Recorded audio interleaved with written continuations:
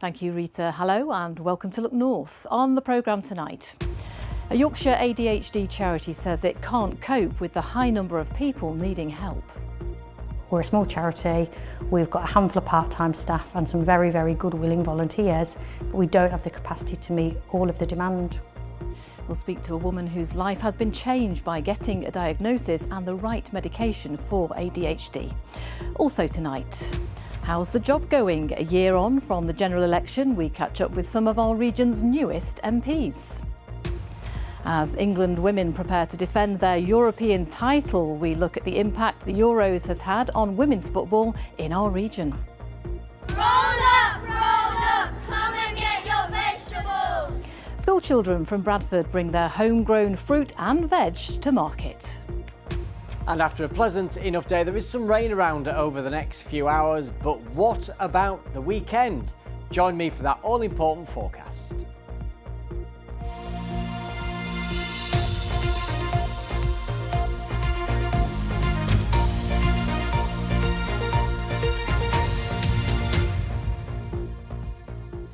Good evening and thank you for joining us this Friday night. A charity that supports people with ADHD in Leeds and Bradford says they don't know what the future looks like. With their current funding due to run out at the end of this year, the West Yorkshire ADHD support group says they're unable to cope with the level of demand. The problem was made worse last autumn when a local NHS trust suggested the charity as a support option whilst they closed their waiting list to new non-urgent referrals. Beth Parsons has been to Bradford to meet those who are impacted. It took Abby more than 4 years through both NHS and private healthcare to reach an ADHD diagnosis. She says she struggled to accept it at first, but describes getting treatment as amazing. My anxiety went down quite a lot. I was able to focus. I've been able to keep down a job since being medicated. I've been doing courses and just stimulate my brain in better ways. It's helped me become calmer. Her 4-year-old son Miles has been waiting for an assessment for more than a year, and Abby has no idea how long it might take to get an appointment. I went 28 years being undiagnosed, untreated, and I know the effect that had on me. It would mean that he'd go through primary school, high school with no additional support. He might not do as well at school, and he does have a lot of potential. Thousands of letters have been sent to people in the Leeds and York region who are on the waiting list to get an ADHD assessment. Letters like this, dated October last year. On it, they explained that the service has capacity to assess around 16 people a month, but they were currently getting around 10 times that number for referrals. If people were on that list for non-urgent reasons, they'd be waiting more than 10 years for their first appointment.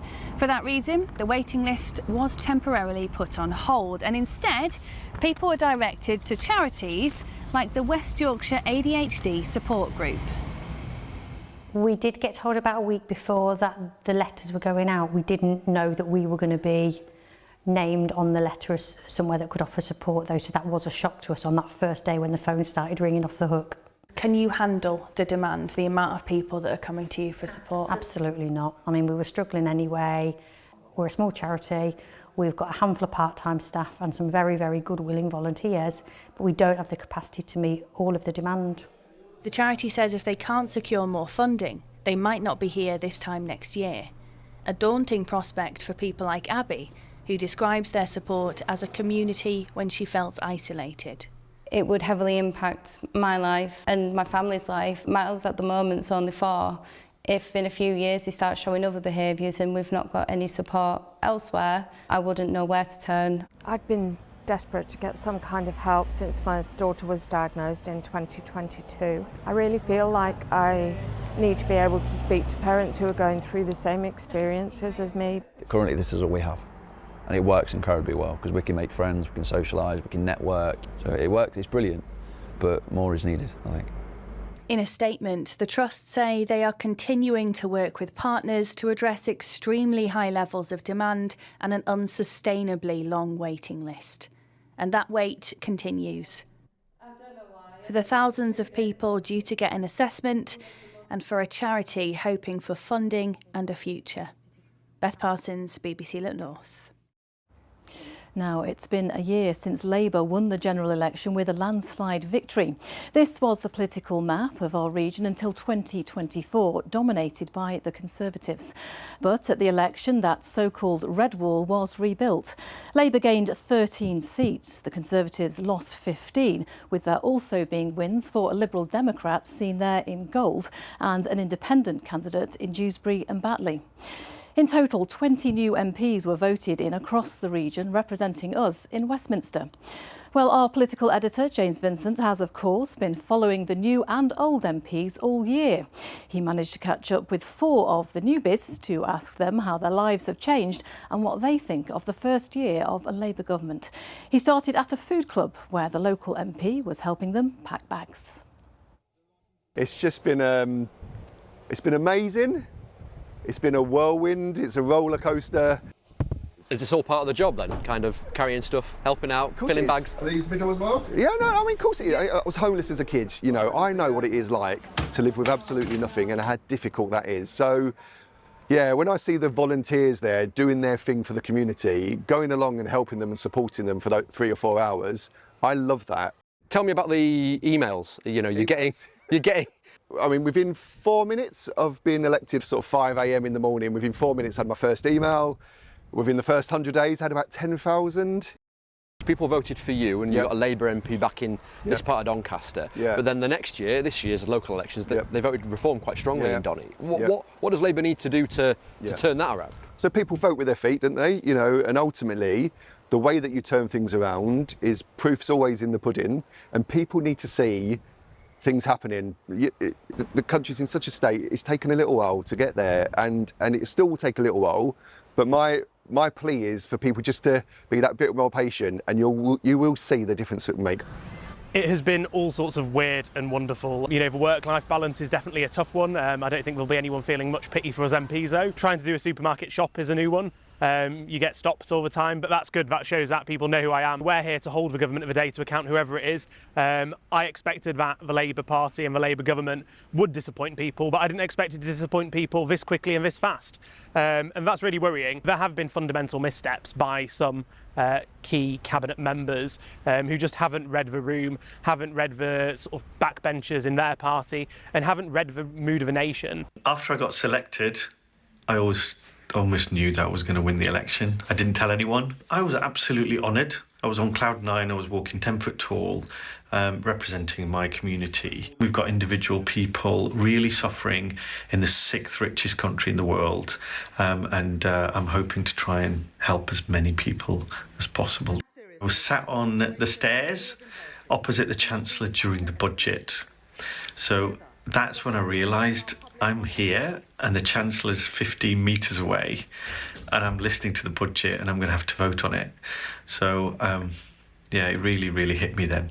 And then the chamber's much smaller than you think it is on TV.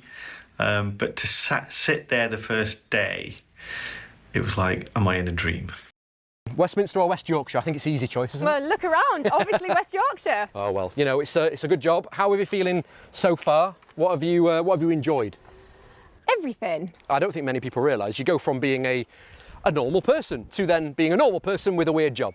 Absolutely. Being able to represent my hometown is huge. How steep is that learning curve? Coming down from West Yorkshire to Westminster to go, I don't know what I'm doing because I've never done it before. Incredibly steep, and you know, as a relatively young female, there is a lot of older grey-haired men down in Parliament, so being a younger female going down there is, you know, a bit of an eye-opener, and it has been a steep learning curve. In terms of how Labour have done in the first year, there's been some rocky moments, winter fuel and the benefit stuff at the moment. Yeah. How do you think voters are feeling about it? Labour gained a lot of ground in 2024, but maybe they've lost a little bit in this year. How do you feel about that? Well, look, we're 12 months into a government. You can't do everything in 12 months, but this is a government that is focused on delivery, and particularly around here. You know, I represent an old coalfields area, and one of the first things we did in the first few months was, giving the miners' pension the pension that they deserved, and that was £1.5 billion, and that affected a lot of people around here. One of my last questions is, do you like the job? Would you do it again? Absolutely. You know, it's an honour. I love the job. Yes, it has its challenges, but what a huge honour as a 34-year-old woman to represent the area I grew up in. I'm forever thankful every day that people elected me to be their MP. James Vincent reporting there, and it'll be another 4 years before we head to the polls again. Watch this space to see how our new MPs are feeling by the time that rolls around. Now, some more news from around the region, and a trial has heard how students locked themselves in a cupboard after a classmate was stabbed to death at a school in Sheffield. Harvey Wilgoose died in February at All Saints Catholic High School. At a trial of his 15-year-old killer, Sheffield Crown Court heard how fellow pupils shouted that someone had been stabbed and then hid in a storage cupboard. A witness also claimed the defendant always carried a weapon. The boy, who can't be named, denies murder but has admitted manslaughter. The trial continues. A new task force is being set up within West Yorkshire Police to tackle county lines drug dealing. That's where gangs exploit young and vulnerable people to move drugs from one place to another. The government says it's investing £1.3 million in the new team because West Yorkshire is one of the worst affected areas in the country. More than 70 performers from community groups in Bradford are taking part in a production tomorrow as part of Bradford 2025 City of Culture. The new show, called Jungle Book Reimagined, focuses on belonging, showing different perspectives of how people find their place in the world. It's part of a collaboration between Dance United Yorkshire and Akram Khan Company, with people aged from 8 years old to 79 taking part at the Alhambra Theatre. Looks fabulous. Now on to sport, and the Lionesses are gearing up for their first Euros game tomorrow against France. It had us all feeling nostalgic thinking back to seeing so many Yorkshire women in the team when England won the tournament in 2022. But while interest in watching and playing the game has certainly increased, how are our players doing? Well, Paul Ogden has been taking a look. Paul. Well, the impression that you would get here on the edge of Mosborough at Westfield, with the Sheffield United Community Foundation in full swing here tonight, an all-girls game going on in the background. The conclusion you would come to, Amanda, is that Euro 2022 and that win by England certainly has had an effect. Or would it have been happening anyway? Generally, across our region, after our recent studies, the signals are mixed, really. Who could forget the 2022 Euros? Staged partly in Sheffield and Rotherham, complete with all the colour and culture of international women's football. England, European champions! And England won it at Wembley. This summer's England squad, hoping to retain that Euro trophy in Switzerland, bears just 2 players from our region. North Yorkshire's Beth Mead is still a star for Arsenal, and Esme Morgan, here on the right, a Sheffielder, who plays at club level for Washington Spirit in America. Why so far from home, you might well ask? Well, neither Yorkshire or Derbyshire boasts any top women's Super League team still, although our highest ranking one, Sheffield United Women, will continue to compete in its second tier next season. Lower down the food chain, Barnsley Football Club's women's team folded recently after less than 2 years as a professional operation, deemed too expensive, too unrewarding financially, and leaving key players Betty Cheetham and Lissa Woodhouse, even former manager Jess Horsley, pursuing alternative options. You have your team taken away from you and you sort of question, you know, am I a footballer? You know, if someone can just take it away like that, how serious is it? And, you know, do we deserve to be playing football according to the men's clubs? Just depends how you market it, how you do it through your social media. We didn't get any backing from the men's, really. Like, it was very much, oops, the day before a game, we're playing here. It's not enough. Other beacons of women's football in Yorkshire do remain healthy enough, including Leeds United and Doncaster Bells, and Huddersfield Town, where the men's club, refreshingly, have done the opposite of what happened at Barnsley, re-establishing old ties with its women's team, even to the extent of a very snazzy shared kit launch this week. We'll see the benefits of even just training 3 times a week. We're getting more contact time. We were sort of training twice a week and now training 3 times. A lot more girls are playing football. I go into schools. Some of the girls are a lot better than the boys. Kate Mallin has played 587 matches for Huddersfield, But she, like most players outside the Women's Super League, or WSL as people call it, still needs a day job besides to earn her living. At most of our local women's matches, attendances, as well as commercial and broadcast deal income, remain a fraction of their men's equivalents, which limits income and therefore any potential growth. We've seen sustained growth in the women's game from a revenue perspective, some of the commercial deals that have come in, but that's all very much at the top end, and we focus on the WSL as part of that. That's where the majority of the money has gone, and therefore some of the attendance increases that we've seen across the board have been housed mostly within that particular league. And if you look at our local region, then that creates some challenges because, of course, some of those teams have not been in that league and are not in that league currently. There is a happy ending in store for ex-Barnsley women's manager Jess Horsley, now heading into a managerial role elsewhere, and Betty Cheetham, who's joining Doncaster Bells. But there is clearly still work to do before that England Euro triumph from 2022 takes full effect. There are women players aplenty in our region and beyond. It's spectators and investors in women's football in particular who need a bit of persuasion still. Quite a lot of different events in women's football right around our region. I'm assured, even on a blustery night here in Mosborough like this actually happens every week. And we can even talk to some of the young up-and-coming coaches involved. Izzy is part of, well, an award-winning coaching team here, really. You've been playing since you were 7, Izzy. What are your plans? What do you get out of coaching? I want to inspire the future and hopefully make a career out of it. How easy do you find it, though? You're dealing with female players of different ages. It's definitely not easy. It does take a lot of work, but seeing the players progress, it's just a feeling that you can't describe. Yeah. And what are your plans long term, would you say? I'd like to go into either coaching, managing professionally, but it's not an easy road, but I'll see what I can do. Fantastic. I want to speak to one of the many, many young players here involved. Isla, you play for? Baiting Magpies. Are they any good? Yes. And what do you personally get out of being a footballer? I just love playing with other girls that are my friends. I like being very competitive and I like to be active. I've got a lot of energy. We have noticed that, madam. Tonight we have, and you're not alone. Those around you are putting on a great show for us, but it's not just for us. You live a separate, ambitious life of your own here, Izzy. Long term, you're going into coaching.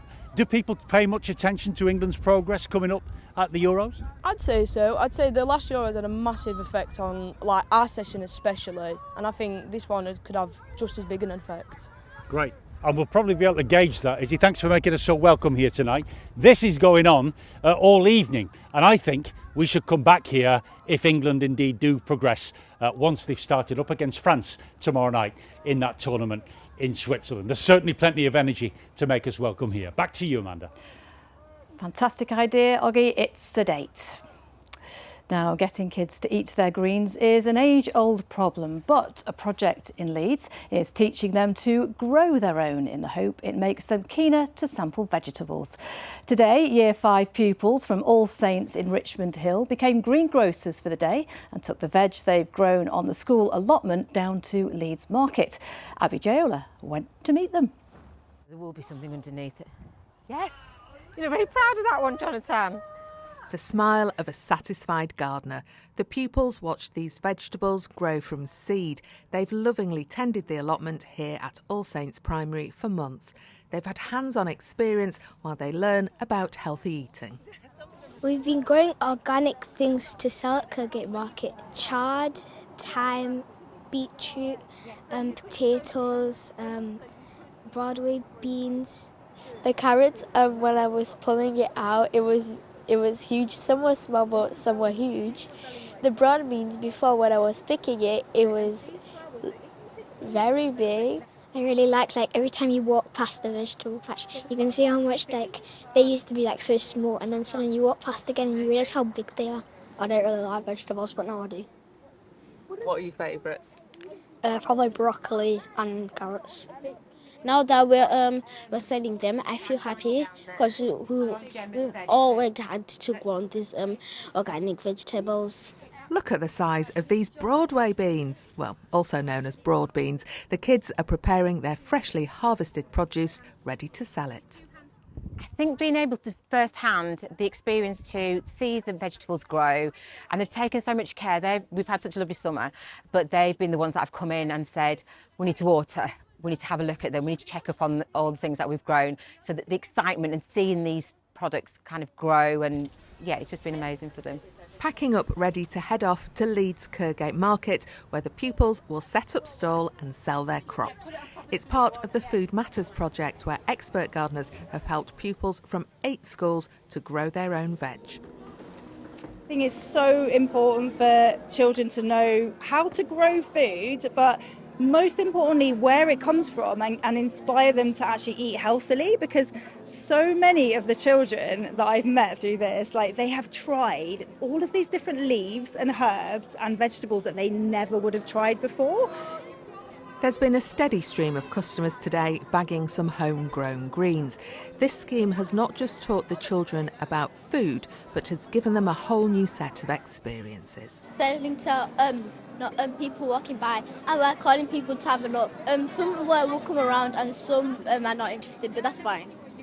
It's been quite fun seeing all that food that we've grown and being served to people. It's been exciting because we got out of maths today.